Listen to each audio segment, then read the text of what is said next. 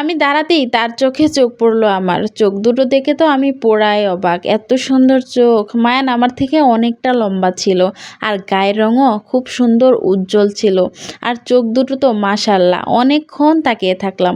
লক্ষ্য করে দেখলাম মায়ানও আমার দিকে অনেকক্ষণ তাকিয়ে রয়েছে। কিছুক্ষণের নীরবতা ভেঙে মায়ান আমাকে বলে উঠলো, তুমি কি করছিলে? হ্যাঁ, আমি থতমত হয়ে উত্তর দিলাম, না মানে বাসর ঘরে নাকি স্বামীকে সালাম করতে হয়, সবাই বলে তাই আর কি। তখন মায়ান আমাকে বলে, শুনো, আমি তোমাকে বিয়ে করেছি ঠিকই, কিন্তু কোনোদিনই আমার কাছে স্ত্রীর মর্যাদা নিয়ে আসবে না। তার এই উত্তর শুনে তো আমার মাথায় আকাশ ভেঙে পড়লো। আমি বলতেছি, কি বলেন আপনি? আপনি কি আমার সাথে মজা করতেছেন? তখন মায়ান আমাকে উত্তরে বলে, তোমার সাথে আমি মজা করব কেন? তুমি কি আমার বিয়ান লাগো? তখন আমি বললাম, তাহলে আমাকে বিয়ে করেছেন কেন? আপনি কি আমাকে করুণা করেছেন? তখন মায়ান বলতেছে, তোমাকে বিয়ে করেছি শোকেজে সাজিয়ে রাখার জন্য। তার এইসব কথা শুনে তো আমি কান্নায় ভেঙে পড়েছি। আমার চোখ দিয়ে টপ টপ করে পানি পড়ছে। আমার কান্না দেখে মায়ান বলতেছে, এই কান্না করবে না, তোমার নেকা কান্না আমি দেখবো না। তার এই ধমক শুনে আমি চুপ করে গেলাম, চুপ করে রইলাম। তখন সে খাটে গিয়ে একটা খাতা আর একটা বালিশ নিয়ে ফ্লোরে শুয়ে পড়লো। তখন আমি তাকে বললাম, আপনি নিচে শুইলেন কেন? আপনি না হয় উপরে শুয়ে পড়েন, আমি না হয় ফ্লোরে শুয়ে পড়ি।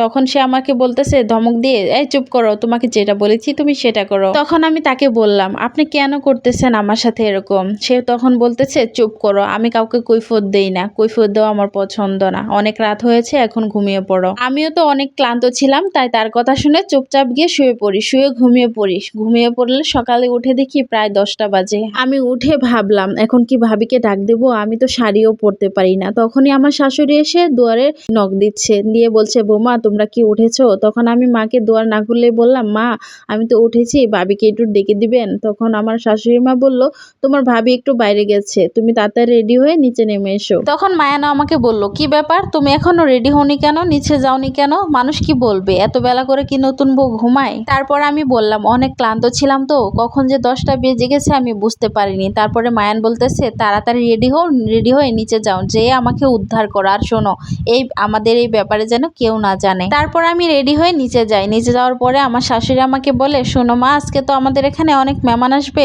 তুমি একটু সুন্দর করে রেডি হও আর সবার সাথে একটু হাসি মুখে কথা বলো। আমি বললাম, ঠিক আছে মা। এর মধ্যে আমি, মায়ান আর আমার শাশুড়ি আর আমার দেবর আমরা খাওয়া দাওয়া শেষ করে ফেললাম। এর মধ্যে আমার ভাবি এসে পড়েছে। ভাবি আর কি আমার জন্যই কিছু কেনাকাটা করতে গিয়েছিল, আমার শাশুড়ি আর কি তাকে পাঠিয়েছিল। তারপর ভাবি আমাকে সুন্দর করে সাজিয়ে দেয়। সবাই না আমার প্রশংসা করতেছিল। সেখানে না মায়ানের একটা কাজিন ছিল, সে তার সাথে আমি খুব সুন্দর করে কথা বলছিলাম, হাসি মুখে কথা বলছিলাম, কিন্তু সে যেন আমার দিকে কেমন ভাবে তাকিয়েছিল, যেন আমি তার অনেক বছরের শত্রু লাগি। মানে আমি তাকে দেখে বুঝতেই পারলাম না, আমি এত সুন্দর করে কথা বলছি আর সে কেমন যেন ভাবে আমার দিকে তাকাচ্ছে, আমি যেন তার অনেক বছরের শত্রু লাগি। যাই হোক, এমন ভাবে করার পরেও তারপরেও আমি কাউকে কিচ্ছু বুঝতে দিইনি, হাসি মুখে সব মেনে নিলাম।